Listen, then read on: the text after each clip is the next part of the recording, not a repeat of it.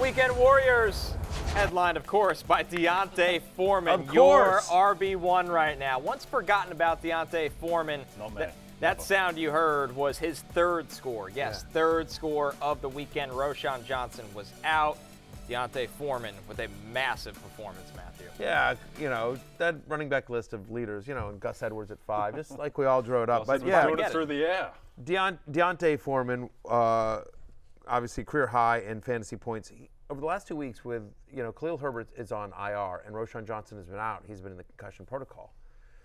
Deontay Foreman has had 35 touches. He's averaging 116 yards a game in any game in which he's gotten 15 touches since the start of last season, right? 8 games. And so when he gets work, he's been very, very effective as well. So you mentioned that reception. Like he had 16 for 89, 2 touchdowns, 3 receptions for 31 yards and a touchdown.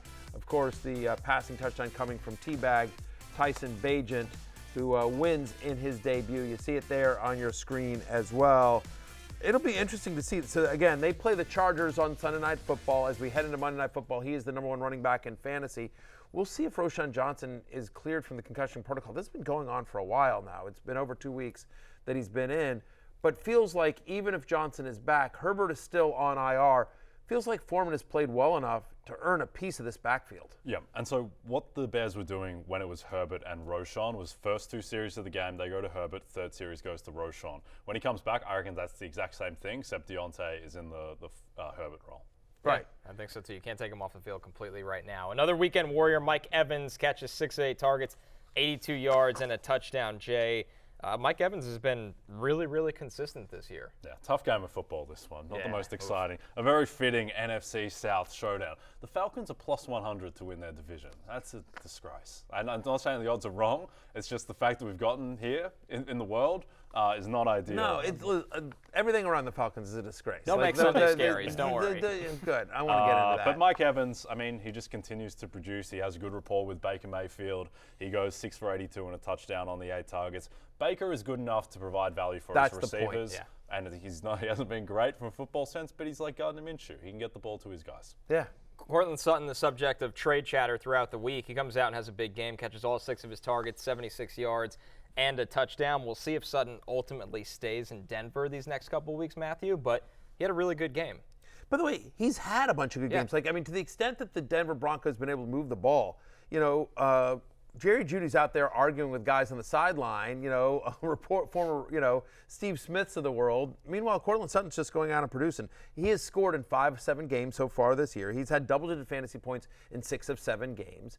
He is Russell Wilson's preferred target as well. As we head into Monday Night Football, he's the 7th best wide receiver in fantasy football. And, this is all very viable. They play the Chiefs next. They're going to have to throw against Kansas City. He scored the last time they played the Chiefs, even though that was a lower scoring game than any of us thought. He still scored an unbelievable catch against Kansas City in prime time. So, yeah, good for Cortland Sutton, blocking out the noise and just focusing on, making plays. Quietly one of the best red zone receivers in the NFL this season. The Giants get a win over your Commanders, led by Tyrod Taylor, but Jay, even more importantly, led by Darren Waller. Darren Waller, 7 catches, 98 yards, and a touchdown. Had that huge touchdown catch, too, in the second half of this game. Yeah, coming into the season, Darren Waller was drafted as a top 5 tight end. He looked like it against the Commanders. 7 for 98, has the 8 targets, which is the key.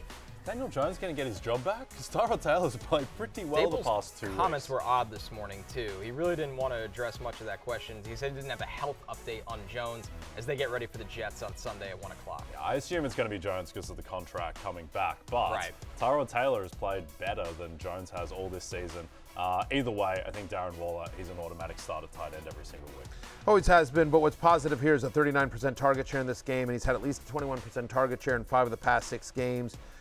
2 of the last 3, 7 for 85, at least 7 receptions, at least 85 receiving yards. He's also been getting some end zone targets as well. It was nice that my Commanders decided not to completely hold him and mug him the way the Bills did in the game before. We'll talk hopefully more about this game in Sunday Scaries. I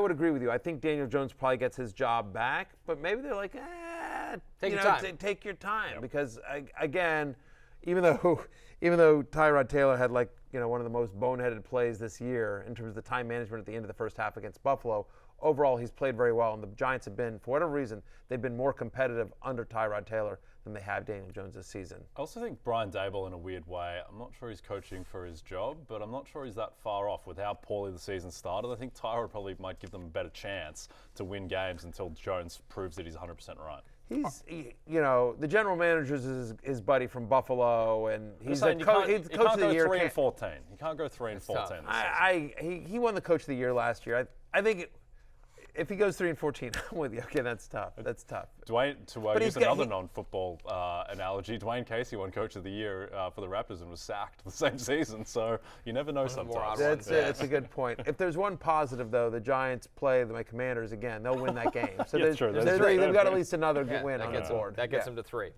Our final weekend warrior, Dalton Kincaid, 8 catches, 75 yards, season high in targets, receptions, and yards. Matthew Kincaid, who was probably dropped by some people during his injury, will be a popular waiver wire target this week. And we'll talk about him more tomorrow. Yeah. It's a really nice game to see. Bills just don't look right offensively.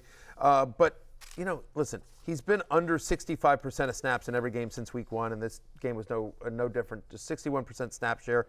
He's got a 3.7 yards average depth of target. It's all dink and dunk stuff, and I just, again, tight end, the bar for success at tight end is so low. Yes, and we'll talk about it more tomorrow, but I need to see it again before I'm ready to be like, yeah, absolutely, Dalton Kincaid. It's a whole thing. Hey, it's Matthew Berry from NBCSports.com and Rotoworld.com, and I want to thank you so much for watching whatever it is you just watched, or if nothing else, being too lazy to click out of the autoplay after this video started, after whatever it is you actually wanted to watch finished. But now that you're here, I'd like to take a moment here to ask you respectfully now, okay? I'm asking you respectfully to subscribe to the NFL on NBC YouTube channel.